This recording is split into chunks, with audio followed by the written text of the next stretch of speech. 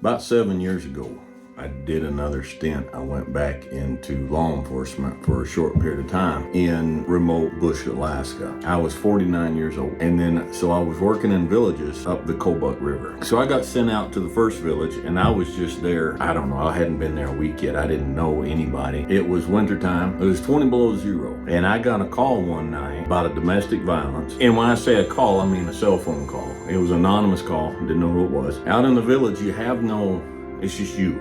You may be in a village of 100 people, 200 people, 450 people, 700 people, and it's just you. You're by yourself. There's no dispatch. There's no radio. There's no partner. There's no backup. There's no somebody else taking another shift. It's just you. And the other thing is, due to politics, legally, you're unarmed as far as a firearm. I said legally.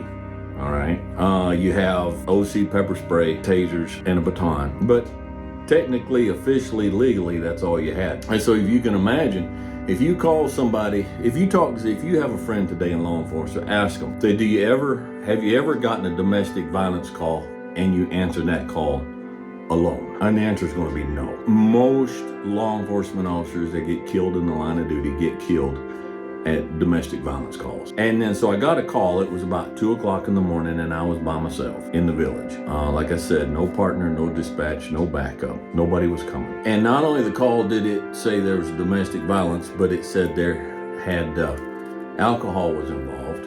Well, that just triples the situation. And there had been shots fired. I did not know the village. I did not know anybody in the village. But somehow, I don't remember who I had called, and whoever it was, they told me this is where it is. And I went to the house. Now there was a narrow set of stairs, just room for one person to walk. There were two houses that were up on stilts that were right up against each other. The one house was facing out that way. So here's the back of the house. And this set of steps for this house goes up against the back of this house, and it's an extremely narrow set of steps, and we're not talking 3 or 4 steps, we're talking about 12 or 15 steps. They're setting up pretty high. And so you go up this narrow set of steps, and there's a hard right 90-degree turn, and there's a landing about 3.5 feet wide. It's as wide as the door.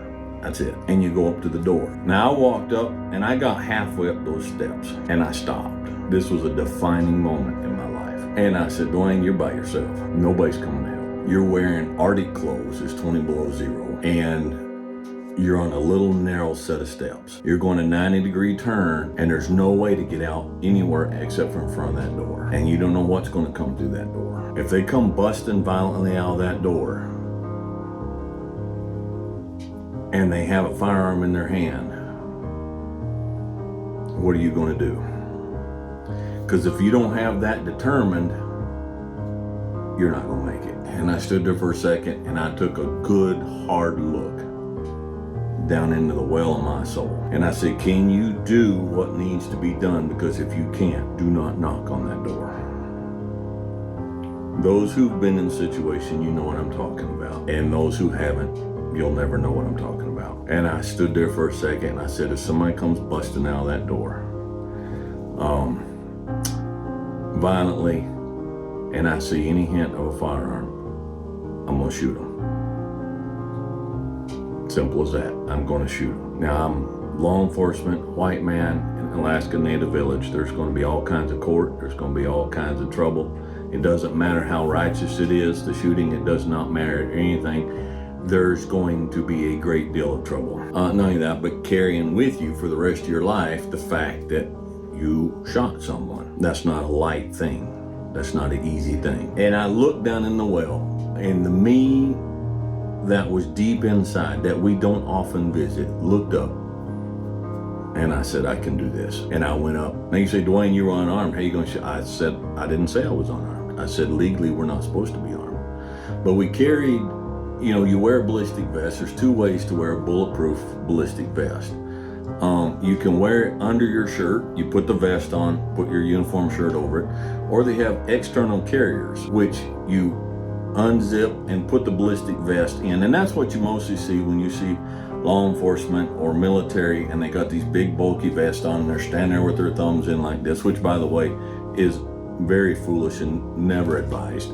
But that's an external vest and it's got a zipper in the front. Well, I would unzip that and I had a 1911 zipped in that. It wasn't visible, it wasn't in sight, but only a fool would have that job out there by himself, regardless of some idiotic, stupid left-wing politics, would go into that unarmed. And I didn't. So I went up, unzipped my coat, got everything situated, backed up to the railing so the door was like this, and got as much out of the edge of the door as I could and knocked on the door. And there was no answer. It was dead silent. Knocked on the door again, and there was no answer. It was dead silent. So I stood there on that landing in front of that door and just listened. And for those of you who've been in extreme cold and in the far north, sound carries phenomenally. You would not believe how well sound carries when it's brutally cold out. In flat country, snow and ice. And I listened and I heard nothing. I did not hear anywhere in the village. I heard no screaming. I heard no more gunshots. I heard no fights. I heard nothing. And so in a little bit, I zipped back up, went back down the steps, got in my side-by-side, and went back to the office where I was staying. And so what point am I making? There are a lot of men out there who are younger than me. A lot of men out there who are a lot more fit than I am, who can do more push-ups. A lot more men who can deal with me in a boxing ring pretty handily. I wouldn't be much of a threat. But there are a lot of men, a lot of those men who would have gone halfway up that stairs. And that's as far as they would have gone. After a little bit, they would have done the inspection, they would have looked inside, and they would have gone right back down those stairs. And they would have gone back to the house. Being dangerous, being effective, being competent is not just what you're capable of doing. There are a lot of really intelligent people out there. There are a lot of mathematically inclined people out there. There are a lot of physically fit, a lot of charismatic people out there who aren't going to make it. And the reason they're not going to make it is not because they can't make it, but it's because they have never looked down deep inside and said, will I do what needs to be done?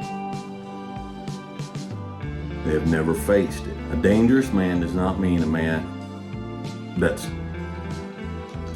puts on all the outward trappings of a dangerous man. Danger is not external, danger is internal. Now, you need to be able to back up what you decide you're willing to do, and so you need to be able to do it physically, all right, whether it be hand to hand or whether it be firearms or whether it be whatever it is. Folks, we live in a dangerous world today. Do you not see that? Do you not see the terrorists that come boiling over? Now, whatever the politics are, I don't care. I mean, I care, but I'm not discussing that, all right? The historical of it, whatever. The terrorists came boiling over the border and murdered a bunch of women and children. And this happens over in Israel, all right? Now you can say, yeah, but the situation is terrorists boiled over the border and murdered and raped a bunch of women and children. Bottom line, you cannot excuse that by what you see as somebody else's bad behavior. It's inexcusable. It is inexcusable. And it happens in this country more and more. You hear about people just punching 80-year-old women on the street so that they die just right there on the street. Okay? You hear about this It's a dangerous world out there. And a dangerous man is a man who prepares himself mentally, emotionally, and physically to meet danger with danger. All right? What does it come down to? It comes down to the willingness to sacrifice. Sacrifice what? Everything. Everything. You say, Dewayne, there's no price. There is no price I will not pay for my mom, for my wife, for my children, for my grandchildren. Dewayne, how far does that extend? They'll never find your body. There's no price I won't pay.